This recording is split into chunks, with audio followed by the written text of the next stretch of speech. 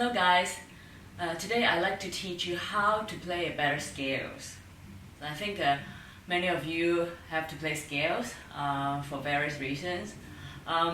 Usually it's because of the exam purpose, the requirement. But I have to say that even if you don't have to take the exam, it's very important for you to learn how to play good scales. Major, minor scales, chromatic scales, and arpeggios. Because these patterns appear in the songs a lot. So let's start. So how do we play a good scale? Well, first of all, we have to know the finger patterns. Once you know the notes, okay? Now, the finger patterns are pretty repetitive because it's basically 1, 2, 3, 1, 2, 3, 4. Sometimes they start on the 2, sometimes on the 3, sometimes on the 1. And for a left hand, it's the same, right? We start usually like in the beginning, we start with 5, and then there's a 4, and then sometimes 3, sometimes 2. So that got a bit confusing when we get to flat keys or like sharp keys. Now, but there are groupings of all these scales. What I mean is, for example, let's start with the sharp keys, right? We start with C, that's no sharp, but C is the same group of this sharp key group.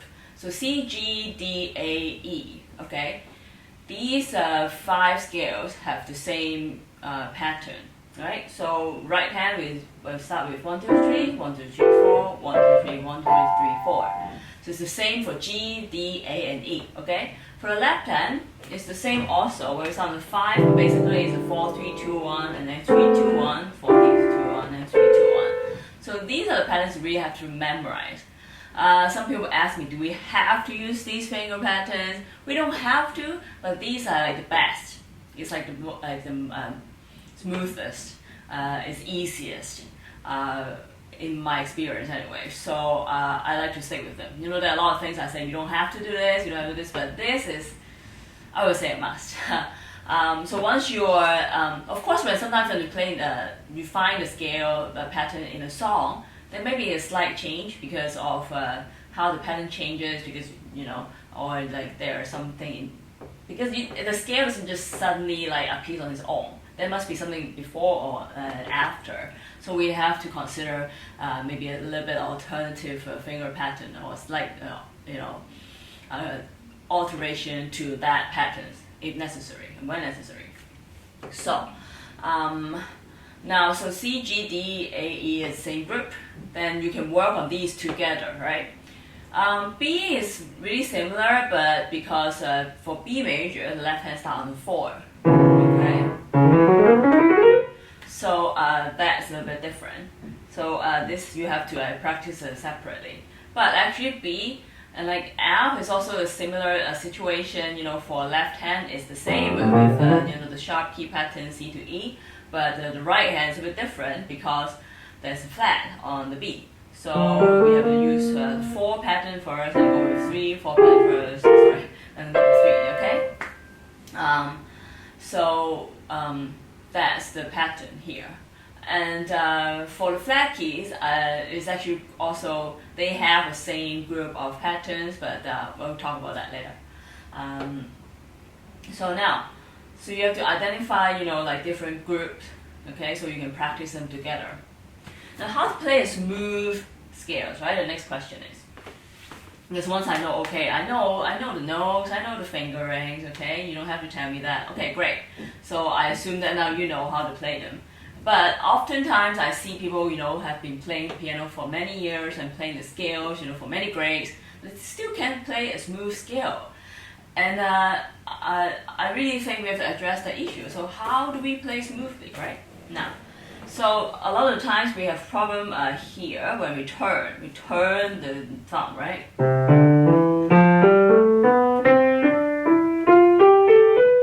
So okay, we have to think about the hands, okay? Now, we don't turn like that. We don't have to pick up our hands and then like drop the thumb like this. Because what happens is you create a gap here. Instead of, okay, well, how do you play a scale smoothly or you play anything smoothly? You want to have least gap as possible, right? You want to like connect the notes together. in terms of the sound, okay? So our movement have to do the same, okay? We do this. It's not smooth. So we want to move as close as possible, as little as possible. Yes, I talk about, like the arm movement, body movement, adjustment. But when it's like this, delicate movement like this, we have to think about really smooth movement quite quickly, okay? No abrupt movement at all. So, first of all, it's a preparation. Usually the problem is people prepare too late. Okay, so what happens if we play this? And then now we move. Too late, okay? So we have to move. Okay, I don't know if you see that. Let me move closer. Move the camera closer so you can see. Now, the thumb, if you do this, and then we move. Too late, okay? How I do it? I do this. What did I do? So, first of all, we don't do this. I don't do this, okay? I don't like pick it up and then like look at it. Okay, now I'm in the right position to drop. No dropping. We have to put the thumb on the key as close as possible. Well, it should be like right on the surface of the key before you strike. So you wouldn't do, because if you do this, I don't know how much weight I need to put on this note, okay? So you want to control the sound, control the movement, smoothness. You have to play on the key, okay? So the first thing is you touch it, okay? You play. Before you play, it's actually in general, right? Always have your fingertips right on the key before you play. Nobody play like that. Okay, a lot of people play that, but don't do that, okay? I mean, there are moments, there are times, okay? I mean, 99% of the time you do this. But there's times maybe we have to hit, like we have to like pick it up and then do that, again, you strike it, but for 99% of the time, maybe 99.5% of the time, we play on top of the key. Maybe sometimes we pick it up and then hit, but we have to know, okay? It's like your fingers have to know, okay? It's not like your brain knows. Your brain knows one thing, but your finger it's not there before you play it. You hit something else, okay? So, on top of the key is very important. Another thing is, I move, okay, the thumb actually travels when we are playing these, okay? Let's look at this. Okay, I'll do it slower. You see this? So, I'm moving the thumb when I'm playing these two, okay? So I don't wait. Oh, okay, it's like you have to be at the bus stop before the bus arrives. Okay, you don't want to like rush, okay? You want to be ready. Otherwise your hair will mess up, after you blow dry it. So you want to be like ready. You want to be punctual. Well, you want to be early actually. Thumb must be early, okay? So that. And also there's one more thing. I think a lot of people, don't know is, actually there are two things. Okay, first thing I talk about the palm, okay? You see the palm here. Don't do this, okay?